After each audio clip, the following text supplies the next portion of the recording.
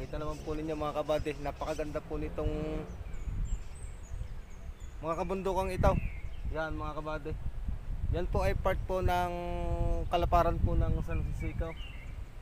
At dito po sa bandang ibabang ito po ay puro mga kabahayan.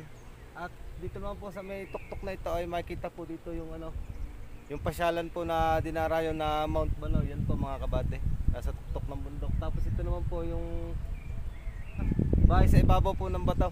Yan po ay dito pa rin po matatagpuan sa Batangas City po, sa Barangay Talumpok. Kung makikita naman po ninyo itong kabundukan po natin ay sobra po talagang napakaganda. At doon naman po sa kabilang side po yun ay yun pong Santo Domingo Highlands, tanaw din po dito. Kaya masabi ko po talaga na napakaganda po nitong bayan po ng Batangas City at napakarami po mga mapupuntahang mga ganito.